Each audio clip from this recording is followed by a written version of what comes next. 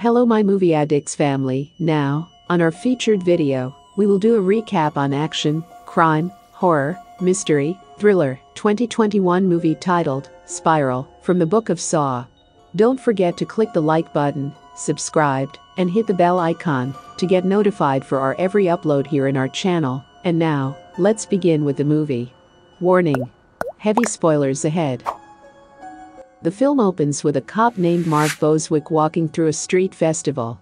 He witnessed someone got pickpocketed and pursues the perpetrator through the crowd and follows him into the sewer system. Boswick is then attacked and knocked unconscious by a figure in a pig mask. When he awakens, Boswick finds himself on a subway track.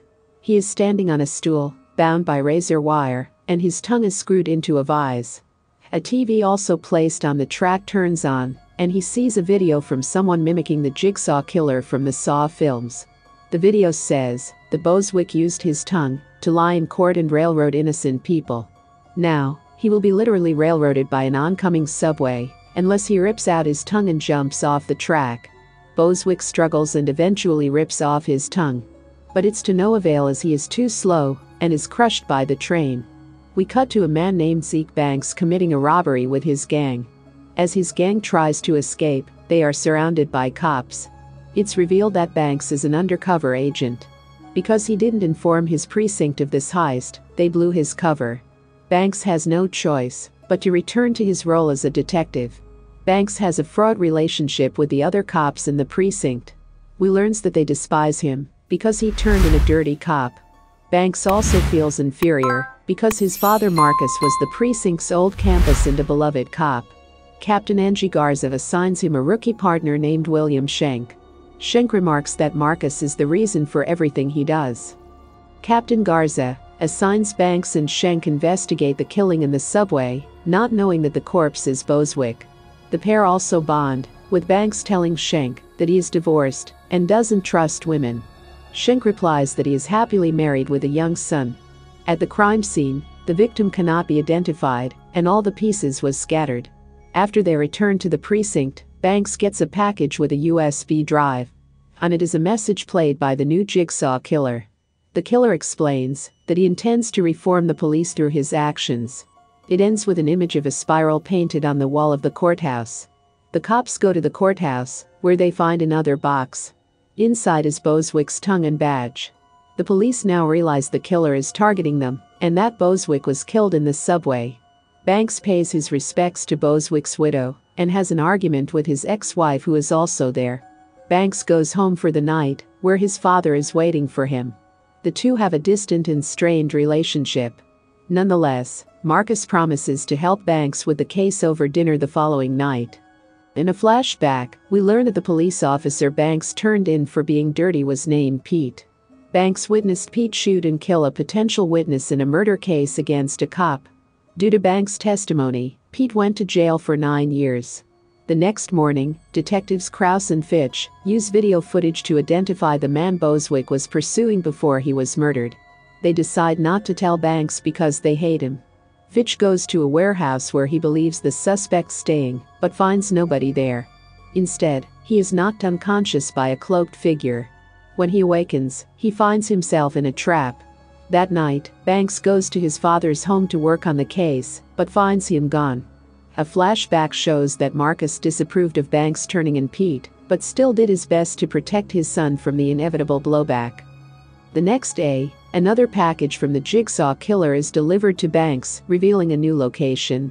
The police venture there and find Fitch's badge and his 10 severed fingers. In a flashback, we learn that Fitch refused to provide backup for Banks out of anger for what happened with Pete. As a result, Banks is shot while pursuing a suspect. Marcus then punches Fitch for his insubordination, but doesn't remove him from the force. Then, in the crime scene, another flashback shows us what happened. The Jigsaw killer explains in a recording that Fitch used his fingers to murder people, so he must now rip them off to live. Fitch once gunned down an innocent man after the man insulted him during a traffic stop. The Jigsaw killer has placed Fitch in a tub slowly filling with water. At some point, the water will hit exposed electricity wires and electrocute him. Each of Fitch's fingers is attached by a wire to a winch that is activated whenever Fitch clenches his teeth on a mechanism. The detective tries to rip off his fingers, but, like Boswick, doesn't do it fast enough to escape death. Banks and Schenk continue the investigation, but find no leads. Banks decides to interrogate Pete, who is now leading a recovery group for ex-convicts. Pete is regretful for killing the witness, but still bitter at Banks for turning him in. Nonetheless, he has an alibi for the murder. Meanwhile, Marcus has still never returned home. The next day, Banks gets another package. Inside this one is Schenk's skin. Banks recognizes it due to the skin containing a tattoo from Schenk's arm. In the note, the killer says he is under Banks' skin and he will soon go for the head. There is also another clue linked to where the body can be found. Banks is devastated that his new partner is dead. At the precinct, Garza gets a text telling her to get a file from the cold case storage room that will help her crack the jigsaw case. Simultaneously, as Banks goes to tell Schenk's family of his death, the police scanner announces an attack by the jigsaw killer on a beat cop. Banks rushes to the scene where the cop says that he was slashed by a person in a pig mask. Banks is confused as this doesn't match the jigsaw killer's MO. He eventually deduces that this attack was simply meant to distract the police. He also realizes that, when the killer said it was going for the head, he meant Chief Garza as the head of police. Banks can't get in touch with the chief and rushes back to the station. Meanwhile, the message to Garza lures her into an ambush, and she is apprehended by the killer and attached to a trap. The killer's recording explains that Garza turns a blind eye to the rampant corruption in her precinct, and she must be punished. A faucet above her head begins dripping scalding hot wax onto her face. She can deactivate the trap if she jabs her neck against a blade and sever her spinal cord. Otherwise, the wax will silence her forever. Garza is killed by the wax, with Banks arriving a few moments too slow to save her. Banks blames Pete for the murders, while another cop blames Marcus. Banks is unsure what to do as he has no idea where his father is. But he pursues his initial lead and goes after Pete. When he arrives at Pete's workplace, he is knocked unconscious by the killer. In another flashback, Marcus found the killer's headquarters. Marcus is attacked by the killer and is knocked out. When Banks recovers, he is handcuffed to a pipe with a hacksaw nearby. Banks readies himself to saw through his handcuffs, but to no avail. Then, he sees a bobby pin on the floor nearby. He uses the pin to pick the lock. Banks learns he is locked in a room with a captured Pete. A recording plays telling the duo that Pete's life is in Banks' hands. A crusher machine is then activated, and glass bottles are sent into the machine via conveyor belt. When the bottles are crushed, the shards are shot out of the crusher and into Pete's back. Banks finds the key to release Pete and is wounded by the glass in his efforts to free him. Although Banks frees Pete from the trap, Pete dies from his wounds. The door opens and Banks walks out to find Schenk. It turns out that Schenk is the new jigsaw killer. We learn that Schenk was the son of the witness that Pete murdered. Banks made sure that Schenk wasn't also killed after helping him stay hidden after his dad was shot. Schenk explains that he faked his family so that people wouldn't suspect him as a killer, and that the skin with the tattoo on it was actually Boswick's skin that he tattooed after Boswick died. Schenk tells Banks that he has his father. He used Banks' phone and texted him the address for the ambush. Schenk then asks Banks to join him in his mission of killing dirty cops. Schenk also explains that he was inspired in this mission by John Kramer, the original jigsaw killer. Banks says he will join Schenk, but the killer doesn't trust him. Schenk says that Banks failed the first test by trying to save Pete. He will now give Banks a second test to see if Banks can be trusted. Schenk calls the police and reports an active shooting at their location and hands Banks a gun with one bullet. He then leads Banks into a room where Marcus is strung up by wires from the rafters. Schenk has been slowly draining Marcus's blood. The test is that Banks can shoot a mechanism that will allow his father to be freed. If he does that, Schenk will make an escape through a hidden elevator knowing that Banks is not an ally.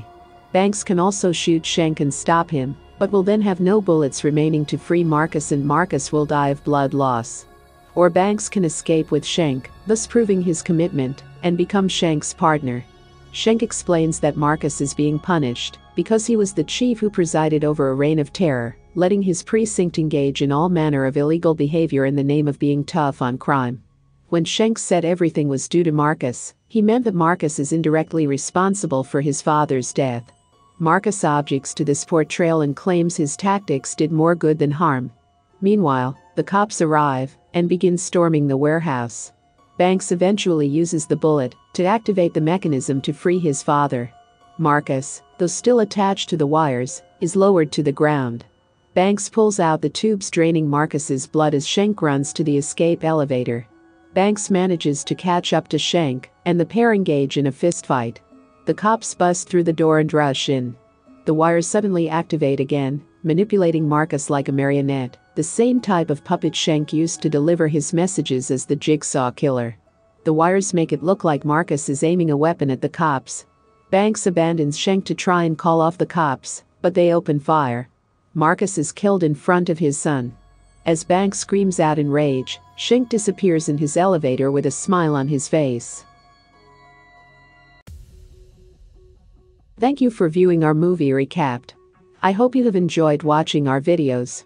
Please like and share the video, and subscribe to our channel to help us grow.